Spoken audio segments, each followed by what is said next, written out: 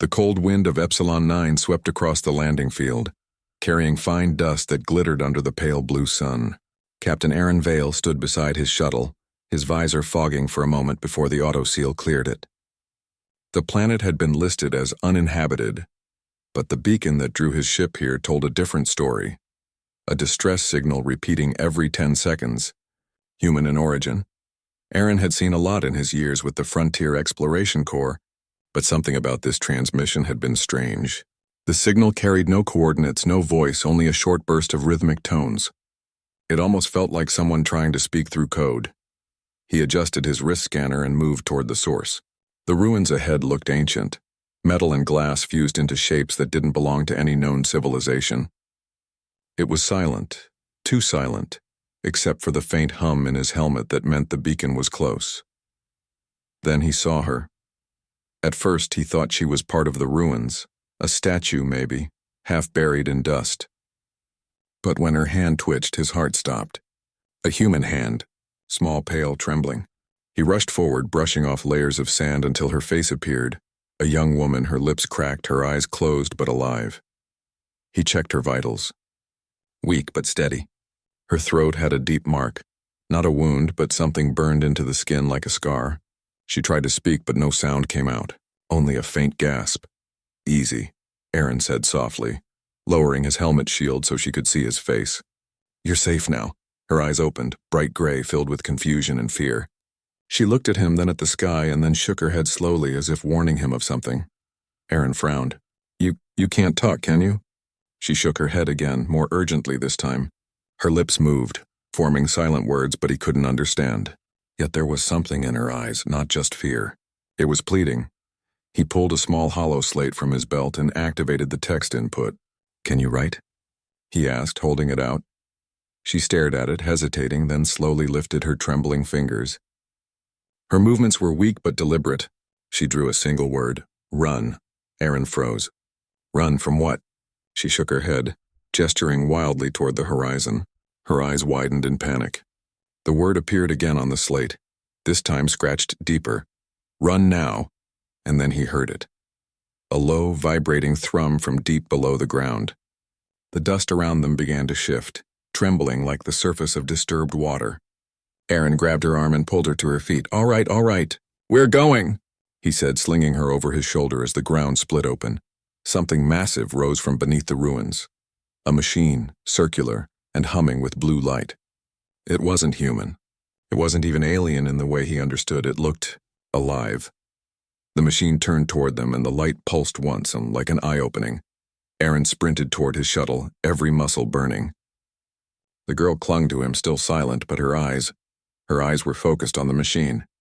Not afraid anymore, determined. The machine released a high-pitched sound, and the air rippled. Rocks shattered. Aaron stumbled, but he kept running, forcing his legs to move. He slammed the shuttle's door shut and threw himself into the pilot's seat. "Hold on," he shouted.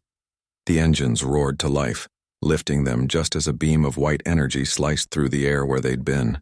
The ship shook violently, alarms blaring, but they made it into the upper atmosphere. Only when the stars replaced the sky did Aaron finally exhale. He looked back at her. She sat strapped into the co-pilot seat, breathing heavily, her eyes closed. Sweat glistened on her forehead. "You're lucky I was nearby," Aaron said, trying to lighten the mood. "That thing down there, what was it?" She didn't answer, of course. She just opened her eyes, met his, and slowly shook her head. Then she pointed at the console, motioning for him to stop talking. Her expression changed, serious now. She reached for his wrist and tapped on his wristband, bringing up the recorded beacon data. With quick gestures, she showed him the pattern of the signal that had led him here. The same rhythmic tones, short, long, short pause. He frowned. Morse code. Aaron decoded it in his head. The pattern spelled a word. Trap. His stomach dropped. Wait, the distress call. Wasn't a rescue signal? She nodded slowly. He turned sharply to the sensors, just in time to see multiple blips emerging from the planet's surface. Ships. Sleek, black, and fast. "All right," Aaron muttered, flipping switches. "You've got to be kidding me." The enemy ships rose like a swarm of insects, spreading out to surround his shuttle. Their signals were encrypted, but he recognized the energy signatures, Karn Dominion patrol craft. They were known for enslaving or experimenting on stranded humans. Aaron gritted his teeth. Guess that's who did this to you. She looked at him again, her eyes filled with silent fury. He didn't need words to understand. Whatever they had done to her, the mark on her throat, the beacon, it had been deliberate. They had turned her into bait. Not today, he said. He slammed the thruster lever forward. The shuttle shot upward, and the chase began. The stars blurred as he wove between the debris fields orbiting Epsilon 9. Energy blasts flashed past the cockpit. The girl's hand gripped the side rail, but she didn't panic. She just kept her eyes on him, calm, focused. She trusted him. Hold steady, Aaron muttered, locking onto one of the enemy ships. He fired. The explosion lit the darkness like fireworks.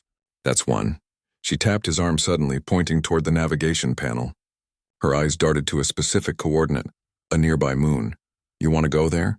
She nodded. He frowned. That's not on any chart. Still, something in her gaze, and steady and sure, made him believe her. He turned the shuttle sharply and headed for the moon. As they descended, the sensors went blank. No readings, no signals.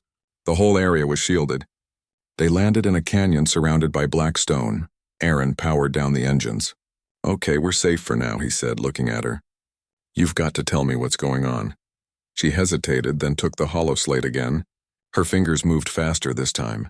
They took my voice. Used me as bait. But I know how to stop them. Aaron's pulse quickened. You don't know how to stop the Karn? She nodded. Then she wrote another line, her hand trembling. I was one of them. He stared at her, stunned.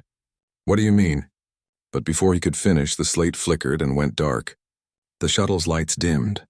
Outside, a strange hum echoed through the canyon, not mechanical but living like a heartbeat from the planet itself. The woman looked out the window, her eyes glowing faintly in the dark. When she turned back to him, he saw something impossible, lines of light tracing across her skin, forming symbols that weren't human. Aaron's hand hovered near his blaster, but he didn't draw it. Her eyes locked onto his again, full of emotion, sadness, regret, hope. And though she couldn't speak, Aaron understood perfectly what she was telling him. Trust me. The silence in the canyon felt heavy, almost alive. Captain Aaron Vale stood near the shuttle's control panel, his pulse racing as the lights flickered. The woman sat quietly in the co-pilot seat, her eyes glowing faintly in the dim light. Outside, the strange hum continued, deep and rhythmic, like a living thing calling from beneath the rock. Aaron didn't know what to say. She had written 3 sentences before the slate went dark, and they echoed in his mind. They took my voice, used me as bait, but I know how to stop them. And the last one, the one that changed everything. I was one of them. He stared at her, confused and uneasy. She didn't look like a Karn. The Karn Dominion were cold, emotionless, metallic beings that used human bodies as test subjects. But the girl sitting beside him had fear, hope, and sadness in her eyes. Things no Karn had ever shown. He took a careful step toward her. You're going to have to help me understand, he said softly. Were you captured by them? Or are you saying you were made by them? She didn't move. Her glowing eyes dimmed a little as if she was struggling to focus. Then she reached for the holoslate again. The power flickered, but it turned back on. Slowly she typed, I was human, they changed me. Aaron's stomach twisted. Changed you? Into what? She hesitated, then wrote, hybrid. Half human, half machine. He stared at her in disbelief. You're saying they merged you with their tech? She nodded once. Then almost painfully she raised her hand. Beneath her skin, faint blue circuits pulsed like veins of light. They wanted me to control the signal, she wrote. They wanted a human mind to command their machines. Aaron sat down heavily in the pilot's chair. His mind raced. The Karn had been trying for years to mimic human creativity, but they always failed. Machines could think fast, but not imaginatively. Humans could make leaps, could connect feelings to logic. If they'd succeeded in blending the two. You escaped, he said quietly. She nodded. Her eyes shimmered, guilt, sadness, and something else. Then she wrote again. I tried to stop them, failed. They used my signal to call you. Aaron rubbed his temples. So I walked right into their trap because you were trying to warn me. She didn't look at him, just stared out the window where the canyon walls began to glow faintly. The ground trembled again and dust fell from the ceiling. Something was stirring below. Aaron jumped up and grabbed his blaster. "We have company." The woman turned to him quickly, shaking her head. She typed fast, "Not them, it's me." He froze. "You?" Before he could ask more, her body stiffened. The glowing lines beneath her skin flared brighter, and a low hum filled the air. She clutched her chest, eyes wide with pain. Aaron ran to her side, unsure what to do. "Hey, stay with me." Her body convulsed once, then went still. The hum stopped, and then, from somewhere deep beneath the canyon, a massive circular door began to open. Aaron watched in shock as ancient machinery rumbled to life. The canyon floor split apart, revealing a tunnel filled with light. His scanner beeped. A powerful signal was rising from below, one he hadn't detected before. It wasn't Karn technology. It was older, much older. The woman finally opened her eyes. The blue glow had faded, replaced by her natural gray color again. She looked at him, breathing hard, and slowly typed, "I remember now. This place was human once." Aaron blinked. Human? But Epsilon 9 isn't on any colonization record. She shook her head. Long before the core, before the Karn. "We built a defense network here. I was born inside it." Aaron's throat tightened. "Born inside a defense system?" She nodded. "Humans uploaded minds into machines to survive a war. I was one of them. But the Karn found us first." Aaron's mind reeled. It explained everything. The hybrid body, the signal, the ancient ruins. She was one of the uploaded minds from an old human experiment, reawakened and captured by the Karn. "Then what's under there?" he asked, pointing to the tunnel. "Another base?" She typed, "The core, the last piece of human defense AI. If it wakes, it can destroy the Karn fleet." Aaron exhaled. "That sounds like good news." She hesitated before writing again. "If it wakes, it might destroy everything." The ground trembled again, stronger this time. The shuttle rocked as waves of blue light surged from the open tunnel. The air buzzed with static. Aaron looked down into the glowing abyss where massive machines began to shift like a sleeping giant. He clenched his jaw. "Looks like we don't have a choice. We either go down there or wait for the Karn ships to find us." She looked at him, fear flickering in her eyes. Then she nodded. They grabbed what gear they could, scanners, rations, plasma torch, and descended through the tunnel. The walls were made of black metal that shimmered with reflections of their lights. Strange human symbols were etched into the surface, mixed with Karn patterns. The two technologies had merged just like her. After several minutes, they reached a vast chamber. In its center stood a gigantic sphere of silver metal, suspended above a deep pit. Energy arced around it, lighting the chamber like lightning trapped in a cage. Aaron stared. "That's the core?" She nodded. "It's waking." A low voice echoed around them, mechanical but almost human. "Identify," it said. Aaron froze. "It's talking?" The woman stepped forward, her eyes glowing again. She placed her hand on the nearest console. "It knows me," she typed. "I was its creation." The core's voice filled the chamber again. "Identity, Mira. Status, corrupted. Reactivation denied." Aaron took a step forward. "Hey, she's not corrupted." "She's human."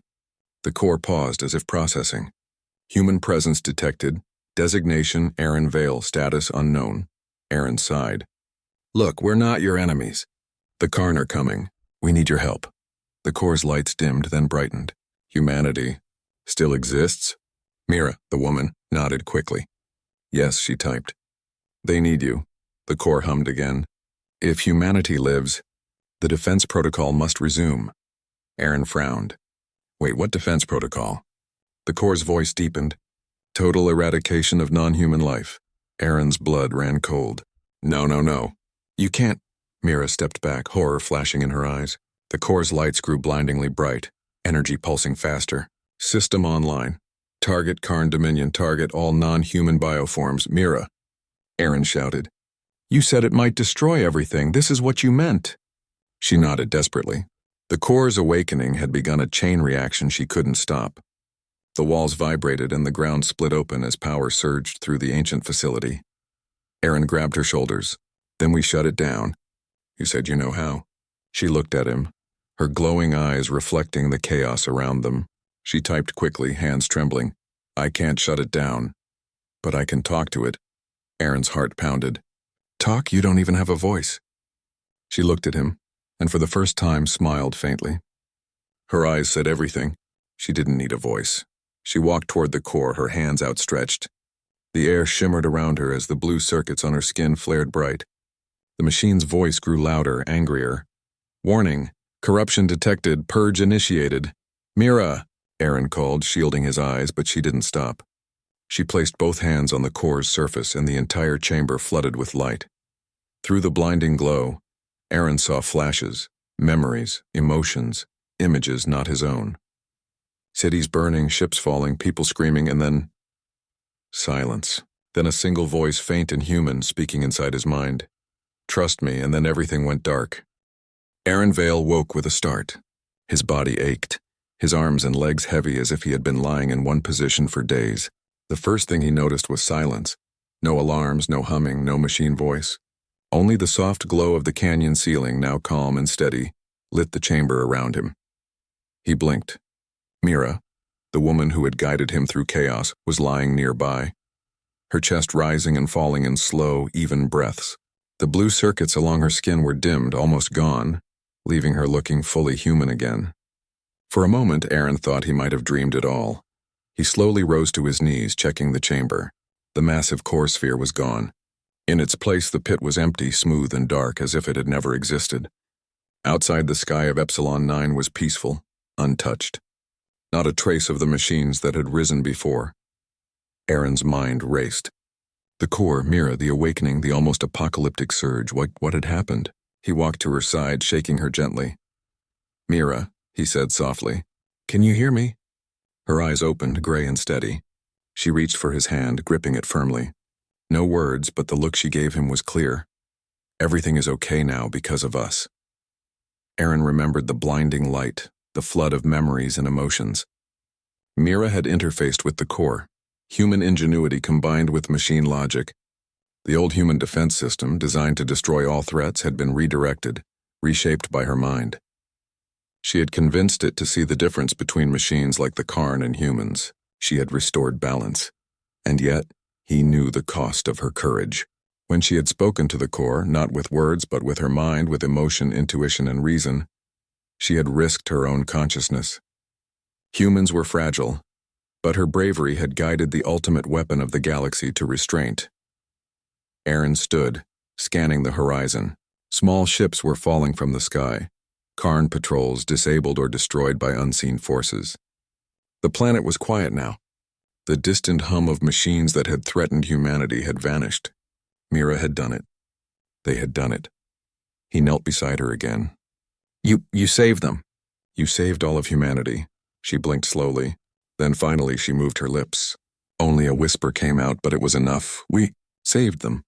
Aaron felt a shiver of awe run down his spine. Her voice, weak but real, was a sound he had dreamed of hearing, and yet her eyes, those gray, intelligent eyes, had told him everything he needed. Courage, love, determination. The core had understood because of her, not because of machines, not because of programs, because of human emotion, ingenuity, and trust. He helped her to her feet, steadying her as they walked toward the shuttle. The canyon's shadows had receded, revealing a landscape that seemed almost untouched. The ruins were calm, quiet reminders of human history, of a civilization that had once created weapons and machines to protect itself. Now that legacy had awakened again, but guided by the heart of a human. Aaron activated the shuttle, the engines humming softly. We need to get out of here, he said.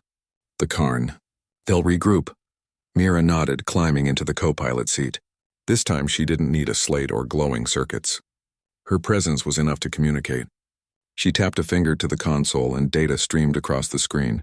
Coordinates, flight paths, energy readings. She understood the remaining threat patterns instinctively. Aaron took a deep breath. So, what now? The core is gone, the Karn are crippled. Is this it? She shook her head slowly. Not yet. They'll rebuild. But humanity is stronger now. Aaron looked at her. Stronger? How? She smiled faintly, eyes shining. Because we remembered who we are. Machines can calculate, but only humans can feel, imagine, decide. That is our advantage. That is why we survive. That is why we can win. Aaron nodded, a smile tugging at the corners of his lips. You've always known that, haven't you? She didn't answer with words. Her eyes said everything. Confidence, intelligence, compassion, and a deep, unwavering trust in him. They lifted off, ascending into space. Below them, Epsilon 9 seemed peaceful. But Aaron knew the galaxy was vast, full of threats, and the Karn were only one of many. Still he felt hope, not just because of the victory, but because humanity had proven once again that the mind and heart of a human could overcome any force. As they approached the edge of the planet's orbit, the shuttle's sensors picked up something remarkable. Hidden in the outer asteroid belt were remnants of the old human defense network, satellites, automated ships, and weapon systems, all dormant for centuries. Mira's eyes glowed faintly again, reflecting the data. She tapped her fingers on the console and the systems hummed to life, synchronized with her mind. Aaron watched in awe as machines that had once threatened humanity now became tools of protection, not through force alone but guided by human reasoning. HFY in its purest form. Mira, Aaron said, voice soft. You're incredible, not just because of what you are, but because of who you are. She looked at him, eyes steady. No words, but the depth of meaning was clear. Humanity was not defined by strength alone, nor by weapons, nor by technology. It was defined by courage, ingenuity, and connection. Aaron plotted a course for the nearest human colony. We have work to do, he said. The galaxy won't wait, and neither should we. Mira nodded. Her hand brushed against his briefly, a human gesture of trust and partnership. Then she turned back to the console, already analyzing threats, already planning. Aaron smiled, feeling a warmth he hadn't felt in years. Humanity had lost much, but it had survived. And now, with Mira and the knowledge of the core, they had the chance to thrive, not as slaves to machines, not as pawns in interstellar wars, but as humans guided by their unique mind and heart. As the shuttle soared into the blackness of space, Aaron glanced at Mira. He didn't need words. Her eyes told him everything. They had faced impossible odds, survived the Karn Dominion, and unlocked the full potential of human resilience. And somewhere deep inside, he knew this was only the beginning. The stars stretched out before them, endless and full of possibility. Humanity had a place among them, not because of machines, not because of weapons, but because of humans themselves. Mira leaned back, exhausted but serene. She still couldn't speak easily, but she didn't need to. Her eyes carried every word, every feeling, every hope. Aaron understood perfectly, and for the first time in a long time he truly believed that humanity could face anything,